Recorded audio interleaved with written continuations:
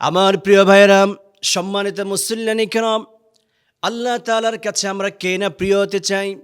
যদি আমরা আল্লাহ তাআলার কাছে যদি প্রিয় বান্দা হতে চাই, দুইটা আমল যেন আমরা ছেড়ে না দেই।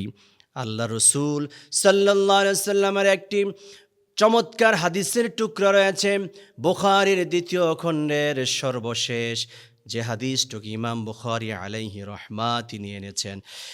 তিনি বলেছেন, রাসূলুল্লাহ সাল্লাল্লাহু আলাইহি ওয়াসাল্লাম বলেন, দুইটা তাসবিহ এমন রয়েছে, যেই দুইটা তাসবিহ কোনো ব্যক্তি যদি আমল করে আল্লাহ তাআলার কাছে সে প্রিয় হতে পারবে। এই দুইটা তাসবিহ তার পড়তে বেশি কঠিন হবে না, খুব সহজে সাবলীলভাবে সুন্দরভাবে সে পড়তে পারবে। ৩ নম্বরে হলো, এই তাসবিহগুলি যেই ব্যক্তি পড়বে তার আমলের পাল্লাটা ভারী হয়ে যাবে। রাসূলুল্লাহ সাল্লাল্লাহু আলাইহি ওয়াসাল্লাম বলেছেন, ও আমার সাথীরা শোনো, সুবহানাল্লাহ ওয়া বিহামদিহি সুবহানাল্লাহিল আযীম।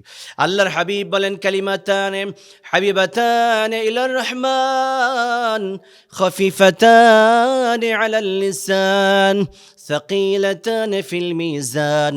দুইটা বাক্য এমন রয়েছে, হাবিবাতান ইলার রহমান, রহমান আল্লাহ তাআলার কাছে খুব প্রিয়।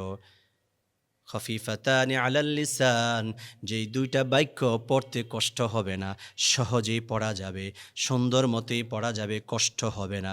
৩ নাম্বার হলো সাকিলাতান ফিল মিজান, কিয়ামতের মাঠে আমলের পাল্লাটা তার ভারী হয়ে যাবে।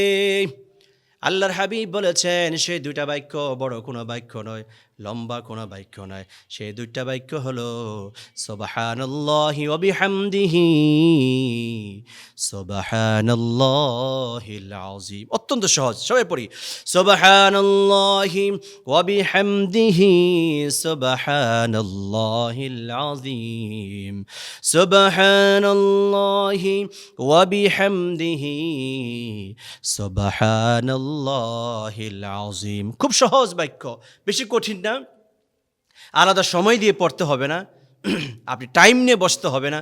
আপনি অফিসে যাচ্ছেন, যেতে যেতে পড়েন সুবহানাল্লাহি ওয়া বিহামদিহি সুবহানাল্লাহিল আযীম, আলাদা সময় দেওয়া লাগছে না। অফিসে যেতে যেতে সময় লাগছে, গাড়িতে বসে বসে আপনি পড়েন, বাসে উঠেছেন আপনি পড়েন, রিক্সা দিয়ে যাচ্ছেন আপনি পড়েন, হাঁটতেছেন আপনি পড়েন, আপনি সজাগ রয়েছেন যেভাবেই থাকেন সেভাবেই পড়েন, অজু আছে পড়েন, না অজু নাই আপনি পড়েন, জাগ্রত রয়েছেন এভাবে আপনি পড়তে থাকেন।